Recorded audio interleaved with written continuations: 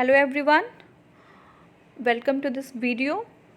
तो देखिए, last video में हमने 20 क्वेश्चंस कवर कर लिया था। ये 21st क्वेश्चन है, जिसका फर्स्ट जो क्वेश्चन है वो हम देखेंगे, Bhimbetka is famous for. Bhimbetka क्यों फेमस था? Rock paintings, Buddhist statue, minerals या फिर ओरिजिन ऑफ सोन रिवर।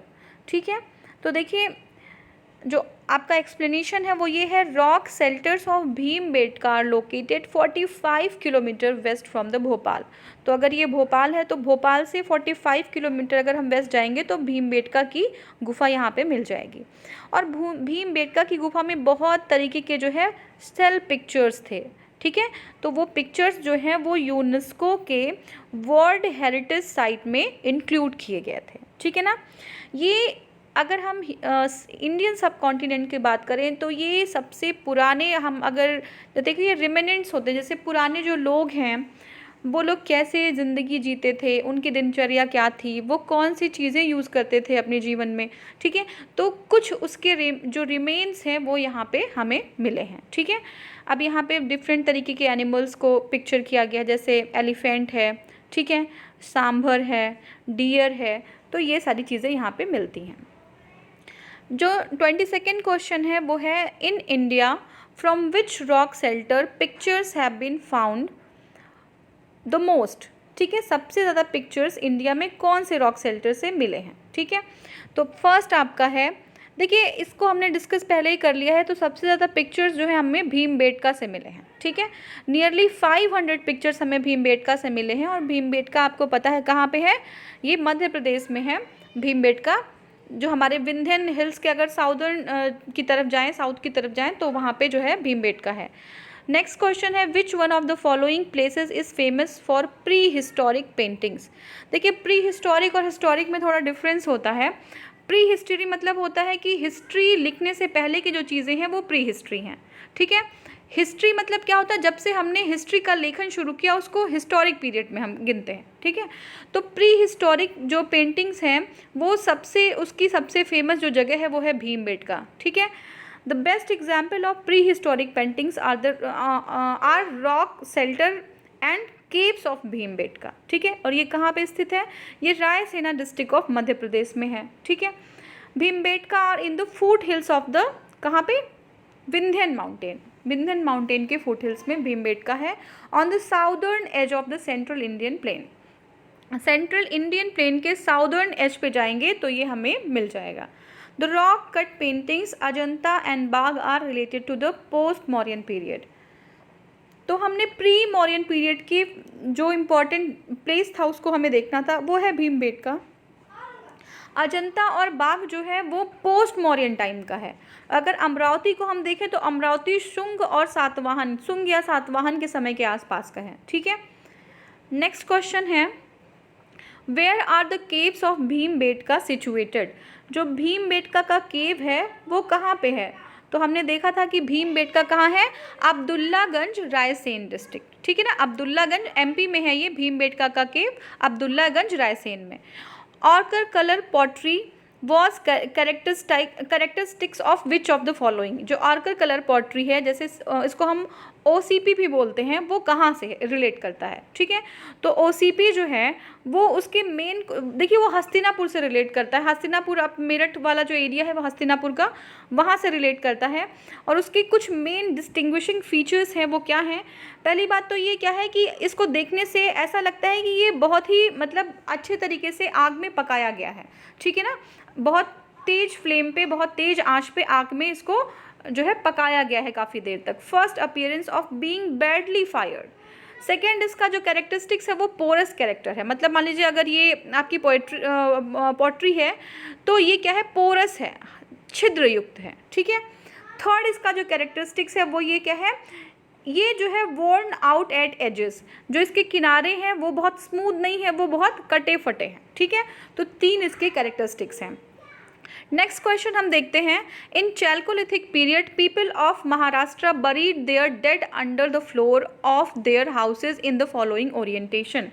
देखिए, महाराष्ट्र में जो है क्या होता था कि चैल्कोलिथिक टाइम में जब लोग की डेथ हो जाती थी तो एक बरियल सिस्टम वहाँ पे अलग था। वो क्या करते थे, अपने लोगों को अपने घर के फर्श के नीचे ही बरी कर दिया करते थे, दफन कर दिया करते थे। ठीक है, तो उनका क्या पोजीशन था, वो नॉर्थ टू साउथ थे, ईस्ट टू वेस्ट थे, साउथ टू नॉर्थ थे, या फिर east to west to east position था। तो देखिए वो नॉर्थ टू साउथ, नॉर्थ ये हेड है नॉर्थ में और लेग जो है इनका साउथ में है, तो इस ओरिएंटेशन में इनको दफन किया करते थे। In the people of Jorwe culture lived in the large rectangular house. जो ये यहाँ के कल्चर के लोग थे चैल्कोलिथिक पीरियड में, इसको जॉर्वे कल्चर भी बोलते हैं महाराष्ट्र में, तो वो लार्ज रेक्टेंगुलर हाउस में रहा करते थे। उनके रूफ थे, थैच्ड रूफ हुआ करते थे। अपनी जो उनकी बॉडी थी वो सोचते थे कि ज़िंदगी के बाद भी एक जीवन है, लाइफ आफ्टर डेथ का कॉन्सेप्ट था। जो लोग थे वो क्या होते थे, नॉर्थ टू साउथ जो है बरी किया जाते थे, नॉर्थ से साउथ के डायरेक्शन में लोगों को बरी किया जाता था। जो मेन साइट्स थे वो थे दैमाबाद, ईमान गाँव, चंदौली और नेवासा। ठीक है, दैमाबाद, ईमान गाँव, चंदौली और नेवासा, ये इसके इम्पॉर्टेंट साइट्स थे। ठीक है, जो नेक्स्ट क्वेश्चन हमारा है वो है विच of the following sites has yielded skeleton of the dog along with the human skeleton in burial. ठीक है, बरियल में जो उनके जो जहाँ पे दफन किया जाता था उसमें आदमियों के साथ डॉग, मतलब एक जानवर है, तो डॉग और ह्यूमन एक साथ कहाँ पे बरी किया गया, कौन से साइट में ऐसा मिला। ठीक है, तो देखिए ऑप्शन है ब्रह्मगिरी, बुर्ज होम, चिरान या मास्की। तो बुर्ज होम एक जगह है जहाँ पे ह्यूमन और डॉग एक साथ बरी किए गए थे। ठीक है, Burzahom site is prehistoric settlement, history के पहले का समय था बुर्ज होम का, ये प्री हिस्टोरिक सेटलमेंट था। In the village of the same name in Kashmir valley, Kashmir valley में बुर्ज होम है। और देखिए यहाँ पे क्या है कि एनिमल और ह्यूमन दोनों को एक साथ जो है बरी किया गया था। ठीक है, in many pits bones of dogs and antlered deer were found along with the human skeleton. तो जो एंटर्ड डियर थे और डॉग्स थे और ह्यूमन थे, सबकी स्केलेटन एक ही जगह पाई गई थी। ठीक है, अब यहाँ पे burial pits in setting position. ठीक है, अब देखिए skeletons of humans were found in the burial pits in sitting position. जो ह्यूमन बींग्स थे वो बैठी हुई मुद्रा में सिटिंग पोजीशन में पाए गए थे। ठीक है, the first excavation at the Burj home site was carried out by the Helmont. तो पहला जो एक्सकवेशन था वो हेलमट के द्वारा बुर्ज होम में पाया गया था। ठीक है ना, तो ये कौन सा था, यहाँ पे ह्यूमन और एनिमल दोनों ही साथ साथ जो है क्या किए थे, दफन किए गए थे। तो एनिमल्स में कौन से, डॉग थे और एंटर्ड डियर। ठीक है, जो नेक्स्ट हमारा क्वेश्चन है वो ये है, the evidence of the बरीइंग the dog with the human body is found from which of the following places. कौन सी ऐसी जगह है जहाँ पे ह्यूमन, और अभी हमने जस्ट डिस्कस किया है कि डॉग और ह्यूमन को एक साथ बुर्ज होम, जो कि कश्मीर वैली की जगह है, वहाँ पे जो है बुर्ज होम में डॉग और एनिमल को एक साथ जो है बरी किया गया था। ठीक है, तो ये हो गया। नेक्स्ट क्वेश्चन है, the evidence of the pit dwelling has been obtained from. Pit मतलब होता है गड्ढा खोद के, एक गड्ढे में जो है, ड्वेलिंग मतलब रहने की जगह, तो गड्ढे में गड्ढा खोद के रहने वाली जगह कौन सी थी, ये ऐसे साक्ष्य कहाँ से मिले हैं। ठीक है, तो देखिए नेक्स्ट क्वेश्चन हमारा इसी का पार्ट है। जो ऑप्शन हमारा है बुर्ज होम, कोलडिहवा, ब्रह्मगिरी और संगन कल्लू। तो कौन सी जगह में लोग गड्ढा खोद के अंदर जो है अपना ड्वेलिंग प्लेस, रहने की जगह बनाते थे। ठीक है, तो हमारा आंसर है आपका, देखिए इसका उत्तर क्या होगा, बुर्ज होम। बुर्ज होम कहाँ पे है, अभी हमने जस्ट देखा था, बुर्ज होम कहाँ पे था, बुर्ज होम हमारा कश्मीर वैली में है। कश्मीर वैली में हमने ह्यूमन और डॉग को एक साथ देखा। ठीक है, बरियल उसमें, और हमने देखा कि यहीं पे एक ऐसी जगह है जहाँ पे लोग गड्ढा खोद के पिट ड्वेलिंग करते हैं, गड्ढा खोद के अंदर रहते हैं। ठीक है, तो अब नेक्स्ट क्वेश्चन देखेंगे। नेक्स्ट क्वेश्चन है हमारा, from which rock shelter of Vindhyas a maximum number of human skeleton have been found. ठीक है ना, तो कौन सी विंध्यन, जो आपकी विंध्यन शेल्टर है, रॉक शेल्टर है विंध्यन रेंज में, वहाँ पे सबसे ज़्यादा ह्यूमन स्केलेटन मिले हैं। ठीक है ना, तो इसका आंसर होगा लेखैया। ठीक है, according to the Puratattva Vimarsh by the JN Pandey, 17 skeleton were obtain from the rock shelter one of Lekhahia in Vindhyan range. ठीक है, यहाँ पे जो है 17 ह्यूमन स्केलेटन मिले हैं एक साथ, तो ये जो है हमारा करेक्ट आंसर है। नेक्स्ट क्वेश्चन है, विच of the following departments ministries deal with the archaeological survey of India. कौन सी मिनिस्ट्री डील करती है आर्कियोलॉजिकल सर्वे ऑफ इंडिया से? तो आंसर है हमारा कल्चरल जो मिनिस्ट्री होती है वो जो है आर्कियोलॉजिकल सर्वे ऑफ इंडिया से कनेक्टेड है। विच of the following departments ministries deal with the archaeological survey of India? फिर से ये रिपीटेड है, तो ये है culture.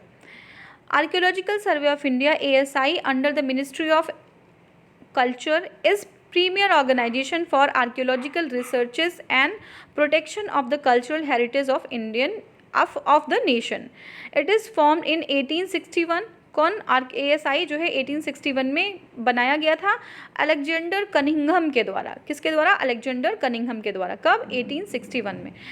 Who also became the first director general? तो पहले डायरेक्टर जनरल कौन थे ASI के? Alexander Cunningham. और ASI कब इस्टेब्लिश किया गया था? 1861 में। इन 1871 archaeological survey was established as a separate department and Cunningham was appointed as the first director general. तो 71 में पहले डायरेक्टर जनरल कनिंघम बन गए और ये जो है सेपरेट डिपार्टमेंट की तरह इस्टेब्लिश कर दिया गया। 1902 during the tenure of the Lord Curzon, it was centralized as an archaeological survey of India and John Marshall appointed as its first director general. तो देखिए 1902 में क्या होता है कि उस टाइम में जो टेन्योर होता है वो लॉर्ड कर्जन जो होते हैं वो गवर्नर जनरल होते हैं और उसी टाइम में आर्कियोलॉजिकल सर्वे ऑफ इंडिया को सेंट्रलाइज कर दिया जाता है और जॉन मॉर्सल को इसका फर्स्ट डायरेक्टर जनरल बना दिया जाता है। ठीक है। Where is the national human museum situated? तो नेशनल म्यूजियम जो ह्यूमन म्यूजियम है वो भोपाल में हमारा स्थित है। ठीक है। तो ये जो हमारा है यहीं पे हम ये वीडियो क्लोज कर रहे हैं क्योंकि जो नेक्स्ट वीडियो है वो नया हमारा टॉपिक स्टार्ट हो रहा है जो है Indus valley civilisation and culture. तो नेक्स्ट वीडियो से हम इंडस वैली सिविलाइजेशन को स्टार्ट करेंगे।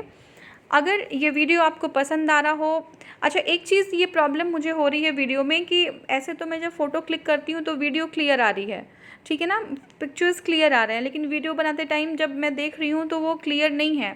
तो आपको भी पढ़ने में वो जो है मुझे समझ में आ रहा है कि कठिनाई हो रही होगी।